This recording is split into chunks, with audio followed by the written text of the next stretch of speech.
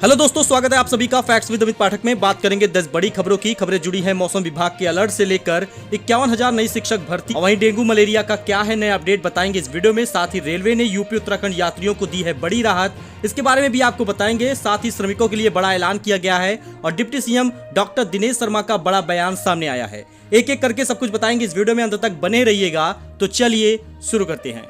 दोस्तों, बात करेंगे पहली बड़ी खबर की तो योगी आदित्यनाथ से जुड़ी है। राजनाथ सिंह ने की है सीएम की तारीफ, बोले अपराधी अगर किसी नाम से थरथराते हैं तो वह योगी आदित्यनाथ हैं। महाराजगंज में महंत अवैद्यनाथ की मूर्ति के अनावरण समारोह के दौरान केंद्रीय रक्षा मंत्री राजनाथ सिंह ने सीएम योगी आदित्यनाथ की जमकर तारीफ की। राजनाथ ने प्रतिमा अनावरण के दौरान कहा कि आज यूपी में अपराधी या माफिया अगर किसी नाम से कांपते हैं तो वह नाम योगी आदित्यनाथ का है। वहीं सीएम योगी आदित्यनाथ ने कार्यक्रम में कहा कि 2014 से पहले देश की आंतरिक स्थिति बहुत खराब थी, लेकिन प्रधानमंत्री नरेंद्र मोदी के नेतृत्व में नए भारत ने जो अपना तेज दिखाया है वह शायद ही और कोई प्रधानमंत्री दिखा सकता है। तो यूपी वेदर अलर्ट की बात करें तो मौसम विभाग ने जारी किया है अलर्ट। 23 जिलों में उत्तर प्रदेश में भारी बारिश के आसार हैं। जानिए आपके शहर का क्या है हाल।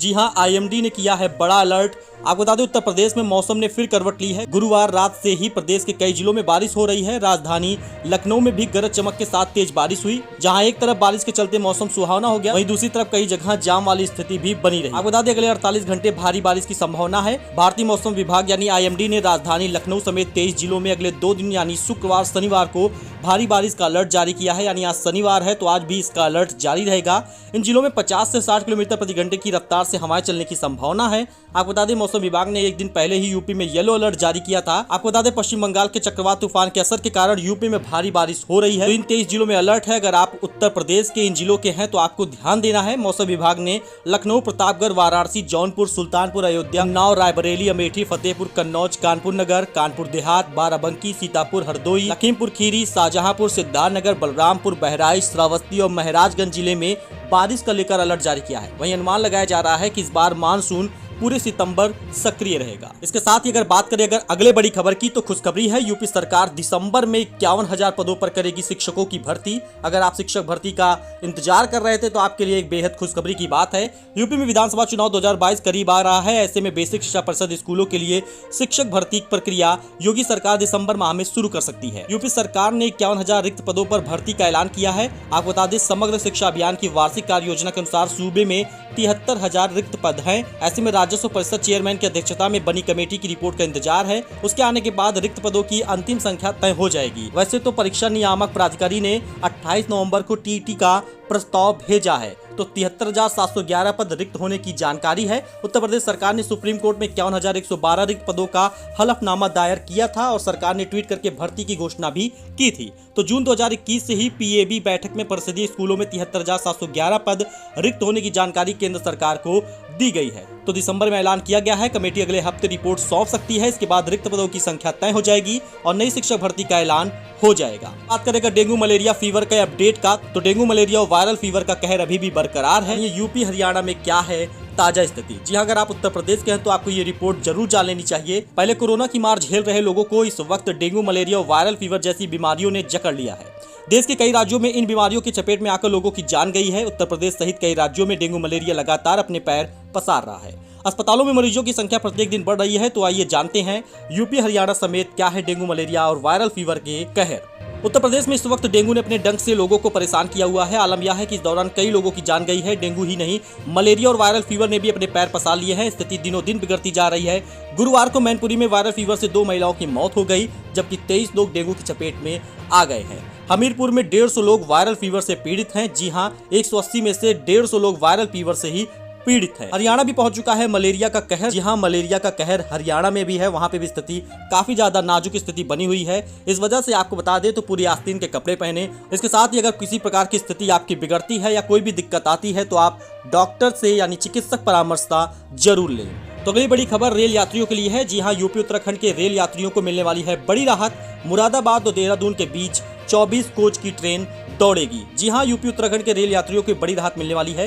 दूर जाने वाले यात्रियों को सीट न होने की कमी अब नहीं खलेगी। रेलवे देहरादून के लिए 24 कोच की ट्रेन चलाने की तैयारी में है। गुरुवार को उत्तराखंड सरकार और रेलवे की उच्च स्तरीय बैठक में रेल परियोजनाओं को गति देने के लिए बुलाई गई बैठक में यह बिंदु मुख्य एजेंडे में रहा है। रेलवे सरकार ने क्षेत्र की भौगोलिक परिस्थिति को देखते हुए अब लंबी दूरी की कनेक्टिविटी पर भी गौर किया है। इसके लिए देहरादून और हरावाला स्टेशनों को नए तरीके से विकसित करने की जानकारी दी गई है, उस पर जोर दिया गया है। इस तरह से आम ट्रेनों की तुलना में 6 कोच बढ़ने से रोज सैकड़ों यात्रियों को सफर में अब आसानी होगी। तो इसके साथ ही अगली बड़ी खबर आपको बता दें, प्रदेश पोर्टल पर मुफ्त होगा असंगठित क्षेत्र के श्रमिकों का पंजीकरण। जी हां, यूपी में एक अहम फैसला लिया गया है। असंगठित क्षेत्र के श्रमिकों का पंजीकरण यदि राज्य सरकार के पोर्टल पर करने की जरूरत पड़ी तो केंद्र की तरह पूरी तरह निःशुल्क होगा। वित्त मंत्री सुरेश कुमार खन्ना की अध्यक्षता में गठित मंत्री समूह ने इस संबंध में अपनी संस्तुति दे दी है। यह व्यवस्था श्रम विभाग तत्काल सुनिश्चित कराएगा। दरअसल प्रदेश में असंगठित क्षेत्र के श्रमिकों का रजिस्ट्रेशन राज्य सरकार के पोर्टल पर हो रहा था। इस पोर्टल पर रजिस्ट्रेशन के लिए प्रति श्रमिक 60 रुपए शुल्क व कॉमन सर्विस सेंटर से रजिस्ट्रेशन कराने पर 30 रुपए देने पड़ते थे। इस तरह श्रमिकों को 90 रुपए खर्च करना पड़ता था। प्रदेश में बीते 9 जून से 26 अगस्त तक 79,215 श्रमिकों का रजिस्ट्रेशन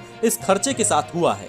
इसके बाद केंद्र का ई श्रम पोर्टल शुरू हो गया है, जिस पर निःशुल्क पंजीकरण की व्यवस्था है। फिलहाल राज्य सरकार ने अपने पोर्टल पर पंजीकरण रोकते हुए प्रदेश के श्रमिकों का निःशुल्क पंजीकरण ई श्रम पोर्टल पर कराना शुरू कर दिया है। मगर प्रदेश के असंगठित श्रमिकों के कई कार्यों में जुड़े तमाम क्षेत्र ई श्रम पोर्टल पर नहीं है, लिहाजा ऐसे श्रमिकों का पंजीकरण नहीं हो पा रहा है। तो मंत्री समूह ने कहा है कि राज्य के अधिकारी केंद्र सरकार के सचिव श्रम रोजगार मंत्रालय व एनआईसी प्रतिनिधियों से वार्तालाप करेंगे। यदि पोर्टल पर अपेक्षानुरूप संशोधन किया जाना संभव न हो तो प्रदेश के पोर्टल को जारी रखते हुए पंजीकरण लक्ष्य प्राप्त किया जाएगा। साथ ही प्रदेश के पोर्टल पर दर्ज असंगठित कर्मकारों का डाटा केंद्र सरकार के प्रारूप पर नियमित रूप से उपलब्ध कराया जाएगा। वाईफाई की सुविधा शुरू हो चुकी है। जी हां, वाईफाई के लिए शहर में 10 स्थान चयनित किए गए हैं। यह मेरठ की खबर है। इसी प्रकार से उत्तर प्रदेश के सभी जनपद में अब फ्री वाईफाई की सुविधा शुरू होने वाली है।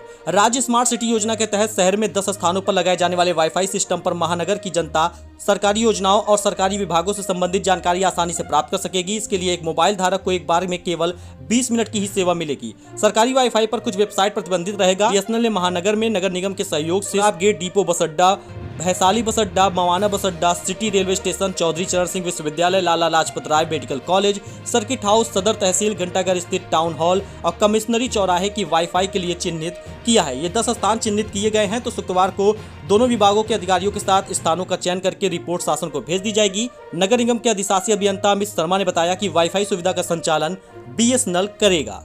इसके साथ ही अगली बड़ी खबर और ये आखिरी खबर है, आपको बता दें, deputy CM doctor Dinesh Sharma ने विपक्ष पर साधा है निशाना, बोले सब मिलकर भी लड़ेंगे तो बीजेपी को छू नहीं पाएंगे। जी हां, डिप्टी सीएम दिनेश शर्मा का बड़ा ऐलान है, बड़ा बयान सामने आया है। उप मुख्यमंत्री दिनेश शर्मा ने विपक्ष पर जमकर निशाना साधा। पत्रकारों से उन्होंने कहा कि विपक्षी दल अकेले चुनाव लड़े तब भी हारेंगे, मिलकर चुनाव लड़ेंगे तब भी हारेंगे और सब मिलकर लड़ेंगे फिर भी हारेंगे और वो भाजपा को छू नहीं पाएंगे। आगामी विधानसभा चुनाव में बीजेपी को रिकॉर्ड सीटें मिलेंगी। उन्होंने कहा विपक्ष के पास कोई मुद्दा नहीं है, विपक्षी दल जाति, धर्म और क्षेत्र की राजनीति कर रहे हैं। इसके पहले उप मुख्यमंत्री ने पीडब्ल्यूडी के अतिथि गृह में सत्र नियमितीकरण, विश्वविद्यालय परीक्षा, यूपी बोर्ड परीक्षा, ऑनलाइन परीक्षा प्रणाली समेत अन्य योजनाओं व अधिकारियों व बीजेपी पदाधिकारियों के साथ समीक्षा की। इस मौके पर जिलाध्यक्ष आर्य वर्मा, विधायक सूर्यभान सिंह, राजेश गौतम, सीताराम वर्मा, सांसद मेनका गांधी के प्रतिनिधि रंजीत कुमार मौजूद रहे। तो कुछ ये इंपॉर्टेंट खबर थी जो आपके साथ शेयर की गई है। आई होप आपको ये जानकारी पसंद आई होगी। इसी प्रकार की जानकारी के लिए, उत्तर प्रदेश की जानकारी से जुड़ने के लिए चैनल को सब्सक्राइब करें, बेल आइकन को प्रेस करें, जिससे आपको उत्तर प्रदेश के सभी अहम खबरें सबसे पहले मिले, जिससे आप इसका लाभ ले सकें।